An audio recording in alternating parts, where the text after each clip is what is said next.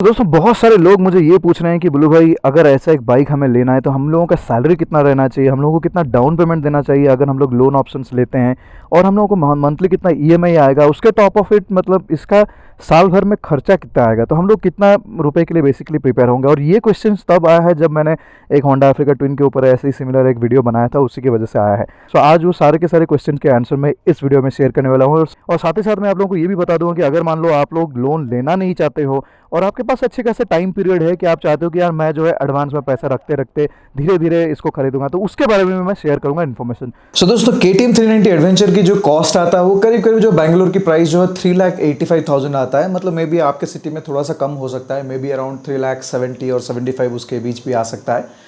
सो इन flat terms अगर हम लोग कैलकुलेट करेंगे तो KTM 390 एडवेंचर खरीदने के लिए जो मिनिमम डाउन पेमेंट होता है, अगर आप मान लीजिए बजाज फिनांस ऐसा कुछ लेते हैं तो उस केस पे आपको जो है करीब करीब 40,000 डाउन पेमेंट पे ये बाइक मिल जाती है।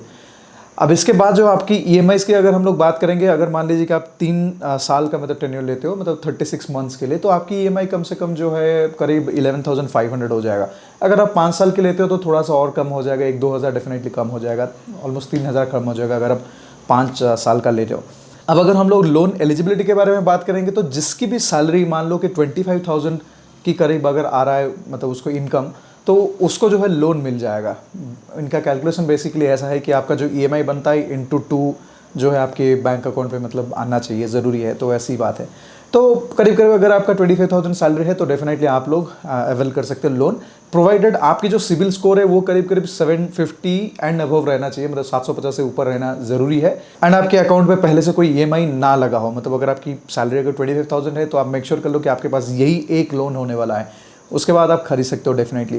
But it is not just EMI जो कि जिसके लिए आपको मंथली प्रिपेयर होना है, उसके अलावा भी जो है आपको साल में कुछ और एक्स्ट्रा कॉस्ट भी लगेगा, जो कि आपकी बाइक के मेंटेनेंस हो जाएगा, इंश्योरेंस हो जाएगा जो हर साल आपको रिन्यू करना पड़ेगा। Definitely it is a 3,75,000 worth bike, so उसकी इंश्योरेंस की कॉस्ट भी थोड़ी सी ज़्यादा आपको मिलेगा compare to the smaller bikes.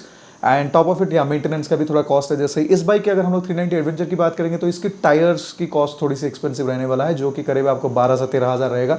And इसके लाइफ के बारे में अगर बात करेंगे तो पीछे वाला जो टायर है थोड़ा जल्दी घिसेगा, मोस्टली अबाउट लाइक 10-12,000 में आपका घिस जाएगा। आगे वाला थोड़ा और खींच सकते हो आप, करीब 15, 16 या 17,000 तक, जो भी हो। लेकिन आप मान लो कि एक साल में अगर आप मिनिमम 12,000 किलोमीटर चलाते हो तो आपको एक सेट ऑफ टायर्स तो रिप्लेस करना पड़ेगा, एटलीस्ट पीछे वाला तो करना पड़ेगा। सामने वाला में भी हर 1.5 साल में, तो 1.5 ईयर में आप रिप्लेस कर सकते हो। अपार्ट फ्रॉम दैट छोटे मोटे पार्ट्स आपको रिप्लेस करना पड़ेगा, जैसे ब्रेक पार्ट्स हो गया, और डिपेंड करता है आपकी यूसेज के ऊपर, बट फिर भी मोस्टली एक साल में एक बार तो रिप्लेस हो जाती है। एंड उसके अलावा चेन पॉकेट्स की लाइफ अगर आप बात करोगे तो 1.5 साल तो आराम से चला जाएगा। तो ऑल डिपेंड्स ऑन कि आप कितना किलोमीटर चलाते हो और आपकी राइडिंग स्टाइल क्या है। अगर आप बहुत अग्रेसिव राइड चलाते हो तो आपकी मेंटेनेंस भी थोड़ा सा ज़्यादा आने वाला है। सर्विस की कॉस्ट अगर हम लोग बात करें KTM की, उतना ज़्यादा एक्सपेंसिव नहीं रहता है, somewhere around like 2 to 3,000 rupees max रहेगा। तो अगर आप साल का देखोगे 2 सर्विस भी करते हो, ऑलमोस्ट 5,000 में आपकी सर्विस हो जाता है। सो पूरा अगर कॉस्ट हम लोग मिलाएंगे तो 5,000 सर्विस का, और जो टायर वायर जो अदर पार्ट्स है उसका मान लो 15,000 साल का, एंड देन इंश्योरेंस का आपका 10 से 12,000 रहेगा। अगर हम लोग एवरेज एक मतलब अप्रोक्सीमेट वैल्यू लेंगे तो आपको जो एक्स्ट्रा 30,000 रुपीज़ पर ईयर आपको प्रिपेयर होना है। उसका मतलब ये है कि 2 से लेकर 2,500 पर मंथ आपको निकाल के सेपरेट रखना है for this bike. So basically अगर आप लोन ले रहे हो तो उसमें आपको जो है 11,500 आपको मतलब जो है मंथली EMI रहेगा, 40,000 करीब करीब आपको जो है डाउन पेमेंट देना पड़ेगा इनिशियल, एंड जो 2,500 रुपीज़ जो है पर मंथ आप निकाल के रखो मेंटेनेंस, इंश्योरेंस एंड जो भी अलग खर्चे के लिए इस बाइक के लिए। टॉप ऑफ दैट आपको पेट्रोल के खर्चे तो डिपेंड करता है कि आप कितना राइड करते हो उसके ऊपर। ये हो गई आपकी लोन एलिजिबिलिटी एंड सैलरी का जो सिस्टम है, वो सबका मेंटेनेंस का बात कर लिया। सो अगर मान लो कि आप लोग ये प्रिपेयर हो रहे हो कि यार मुझे जो है लोन पे नहीं लेना है, तो मैं बेसिकली प्रिपेयर होऊंगा, I have got the time, so मुझे चाहे 2-3 साल लग जाए फिर भी मुझे ओके है, मतलब मेरा लाइफ का पहला प्रीमियम बाइक लेने वाला हूँ, I have time. So in that case I would suggest you to invest on SIP of stocks. So basically आपको करना क्या है कि हर महीना जो है एक अमाउंट जो इन्वेस्ट करना है स्टॉक्स पे, एंड मैं आपको सजेस्ट करूँ कि आप ब्लू चिप स्टॉक्स पे इन्वेस्ट करो, जिसमें आपको रिटर्न्स अच्छे कैसे आ जाएंगे। सो उसके लिए आपको मैं सजेस्ट करूँ कि आप लोग जो है एंजल ब्रोकिंग की ऐप डाउनलोड कर लो। सो एंजल ब्रोकिंग की जो ऐप की लिंक है वो डिस्क्रिप्शन पे शेयर करूँ, आप डायरेक्टली वहाँ से डाउनलोड कर सकते हो। और करने के बाद जो है आपको क्या करना है, हर महीना जो है 10-10 हज़ार आपके अकाउंट से निकाल के इस पर इन्वेस्ट करना है। अब जब आप 10-10 हज़ार इन्वेस्ट करते हो तो डेफिनेटली फ्लैट कैलकुलेशन अगर हम लोग देखेंगे तो 36 मंथ मतलब जो 3 साल की पीरियड होता है उसमें आपको 3.6 लाख आ जाता है। लेकिन ये हो जाएगा आपके साथ कि उससे बहुत पहले जो है आपकी अमाउंट जो है बन जाएगा। हो सकता है कि आप 3 साल के बदले मतलब 2.5 ईयर्स या 2 ईयर्स में भी वो आपका हो जाता है। डिपेंड करता है कि मार्केट के ऊपर की कैसा ग्रोथ चल रहा है तो उसके हिसाब से, लेकिन जो भी हो आपको 3 साल शायद भरना नहीं पड़ेगा, उससे पहले ही जो है आपके अमाउंट जो है बन जाएगा। सो ये बेसिकली ये एक गोल जैसा आपने सेट कर दिया कि या चलो इतने साल के लिए मुझे इन्वेस्टमेंट्स करना है, और उसके मैं आपको दिखा देता हूँ एग्जैक्टली कि आप कैसे एंजल ब्रोकिंग के साथ जो है एसआईपी क्रिएट कर सकते हो फॉर स्टॉक्स। एंजल ब्रोकिंग में जो है स्टॉक एसआईपी खोलना बहुत ही सिंपल है। आपको जो है एंजल ब्रोकिंग की ऐप खोलनी है। यहाँ पे आप देख सकते हो कि आपकी जो वॉच लिस्ट है यहाँ दिख जाता है। आपको जाना है मेनू पे, और मेनू के बाद जो है यहाँ पे आप देख सकते हो कि एक ट्रेड का बटन है, तो वहाँ पे जाना है। एंड ट्रेड पे जाने के बाद आपको यहाँ पे जो है स्टॉक एसआईपी लिखा हुआ है यहाँ पे स्पेशली। अब एसआईपी का मतलब क्या होता है? So basically systematic investment plan, जो मैं आपको बता रहा हूँ कि हर महीने आपको कुछ कुछ पैसा जो है डालना है, तो उसी के बारे में है। इसके बाद जो है आपको ये वाली पेज मिलता है जिसमें आपको क्रिएट करना है आपकी एसआईपी, और जो बास्केट नेम है आप वहाँ पे कुछ भी नाम डाल सकते हो आपकी एसआईपी के लिए।